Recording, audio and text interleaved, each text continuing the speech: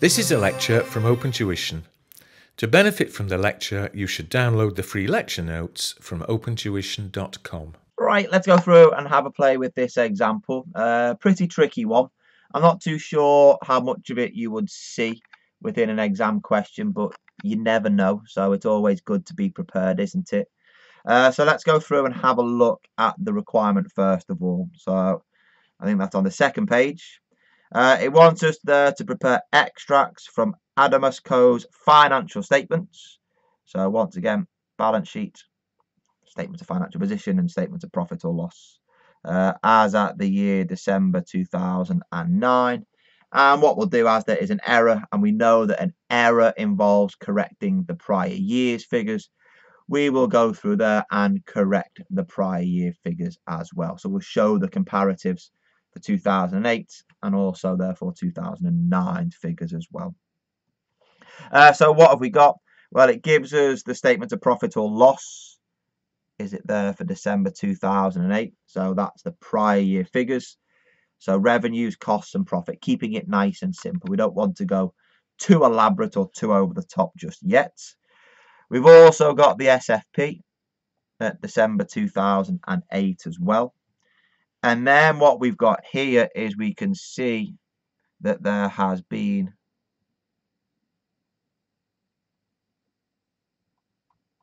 an error, okay? Because it says during 2009, it was discovered that certain non-current assets, so whatever error it is going to impact the non-current assets balance, had been included in the records at the 31st of December at $500,000 in excess of their recoverable amounts. So the carrying value is greater than the recoverable amount by 500,000. We're told that situation isn't likely to change. So if that's the case, last year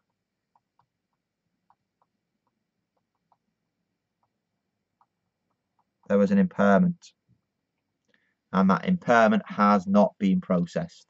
Okay, so it is an error from last year, isn't it? We should have impaired the assets by the 500. So we should have reduced the non-current assets by 500. We should have gone through there and reduced the profits by 500 as well. So we're going to have to go back and restate last year's profit figures. We're going to have to go back there as well and restate the position figures with regards to, is it there, your non-current assets. Okay, we'll also need to show that error within the statement of changes in equity too. Okay, then what we've got is the information, is it there for 2009? So on our performance statement in profit or loss, in our position statement as well.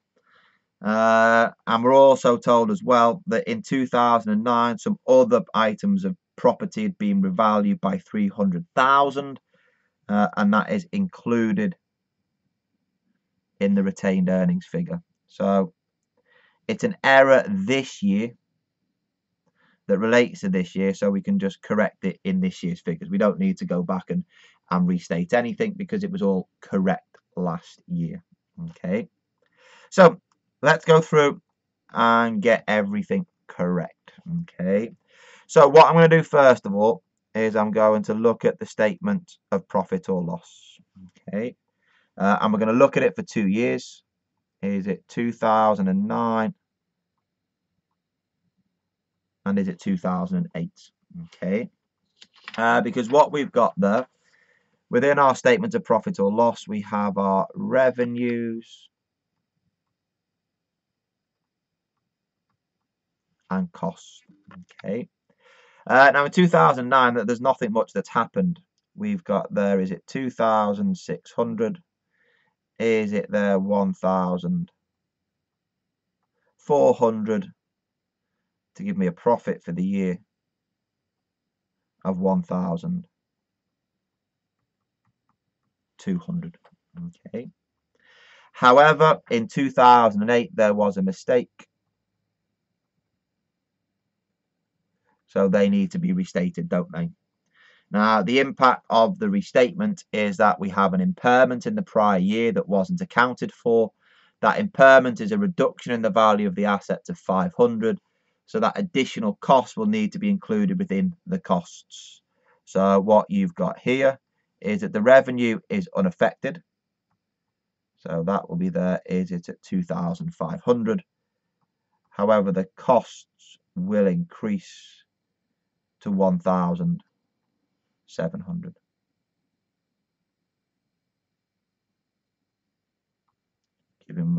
Giving me my profit of, is it there, 800,000. Again, where do those figures come from? Well, the 1,700 is taking last year's 1,200, and is it there, adding in last year's error that was omitted of 500, that impairment. Okay, excellent. There we go. Then what have we got? Well, if we go through and then start looking at the statement of financial position.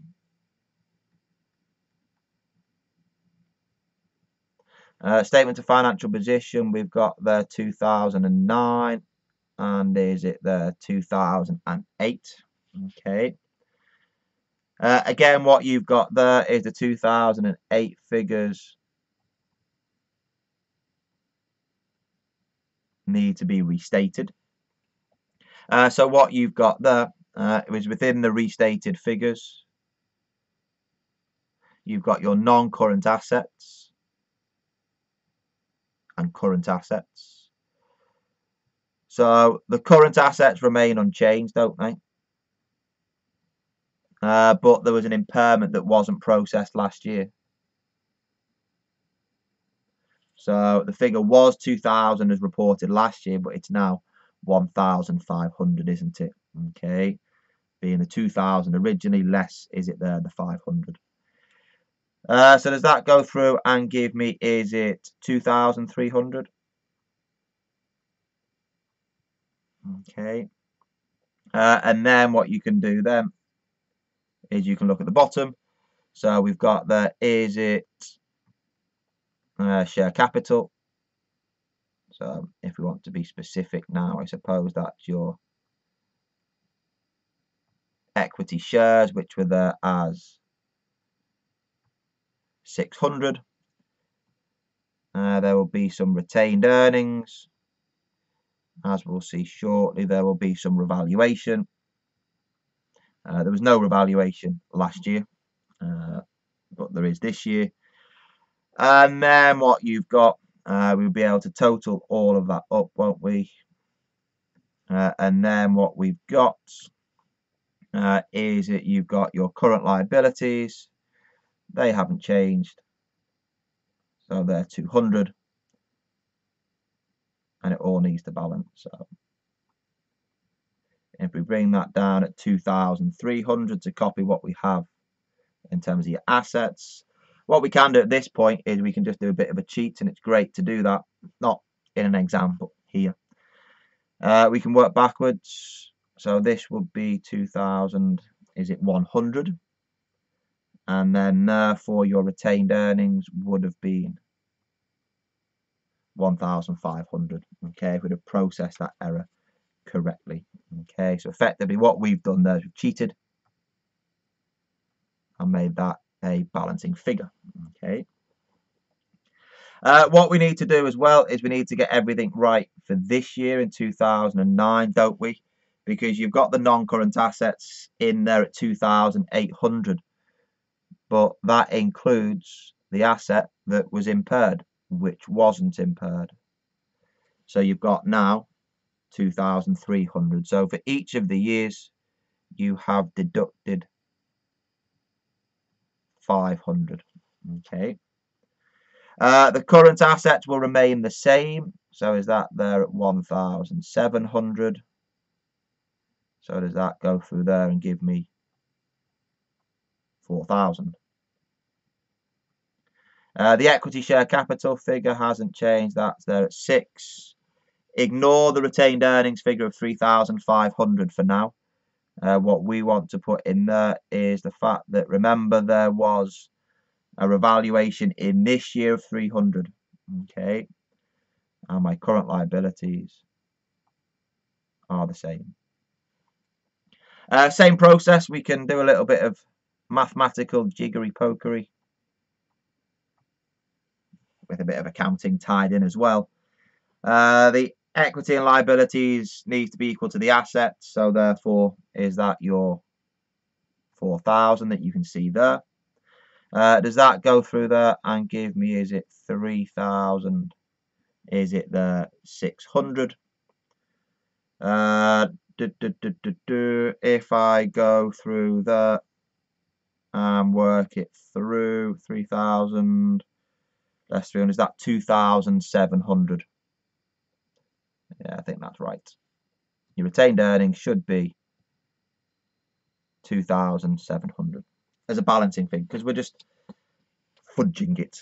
Okay. So I've done the financial statements, I've done the statement of profit or loss, I've done the balance sheet. I keep calling it a balance sheet, sorry. Statement of financial position. And what we've got there as well is we need to look at the statement of changes in equity. And because that's whereby we see the impact of this error. Okay. Because in my statement of change in equity, you've got your equity shares. We've got our retained earnings. You've got your revaluation surplus. And then if you want to be really specific, you can look at the total. Okay. So what we've got here is we have the brought forward balance. Okay.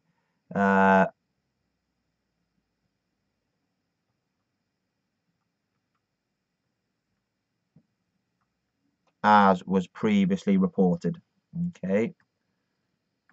So the share capital was 600. The revaluation reserve was 0. Now, if we go back to the question, the opening retained earnings will be the closing retained earnings from the prior year. So it would have been 2,000. That's what we reported previously. So here, the retained earnings previously reported were 2,000, giving me a total of 2,600. Don't bother with a total column if this was to be seen in the exam. Okay. You've then got the effect of your error. So there was nothing on the equity shares, nothing on the revaluation, but the retained earnings will have fallen by the 500, won't they?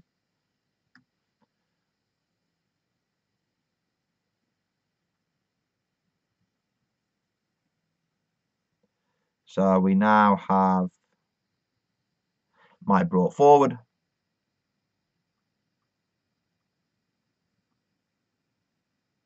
My updated brought forward, well, there's nothing to update about the equity.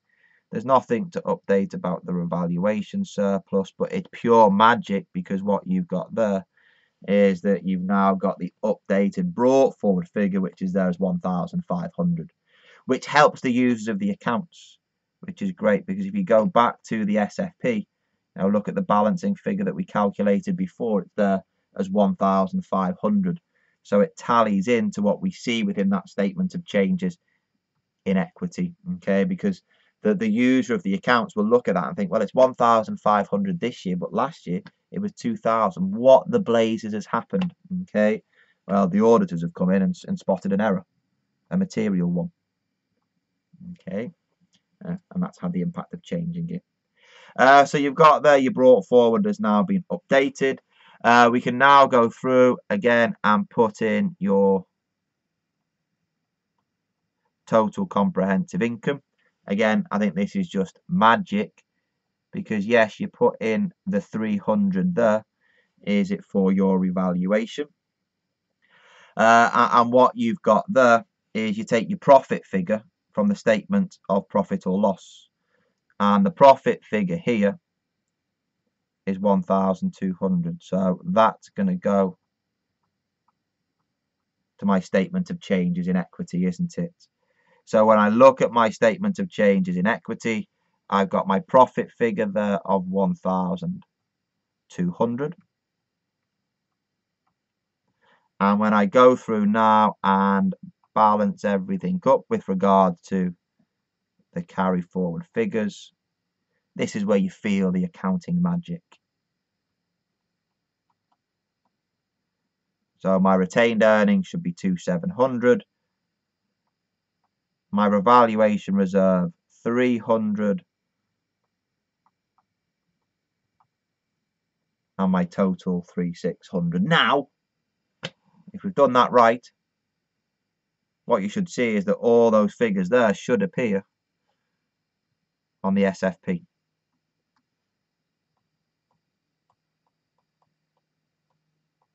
Within the equity section. Do they? Of course they do. Okay, you've got the 600, tick, reval, tick, more importantly, the 2,700. Okay, yeah, so we have made the adjustment by correcting last year's figures. We've gone through there and updated this year's figures as they're brought forwards for any errors that there may have been. And then that is then cleverly fed right the way through into my statement of changes in equity. Okay. Like I said, it's difficult to examine that really as part of a published company accounts question, because when you look at a published company accounts question, whether it's preparing the statement of profit or loss or the statement of financial position, you only do it and prepare the accounts for 1 year, the current year. You don't go back and look at what's happened previously. Okay, so if it were to be examined in a published company accounts question, it would have to be examined, I would have thought, as part of a statement of changes in equity part to the question. Okay, if it was to appear, I think it'd be quite challenging. So do all the other easier bits first before you then have a play around with this. Okay, but that's it. That's it in terms of IAS 8 and looking at your errors.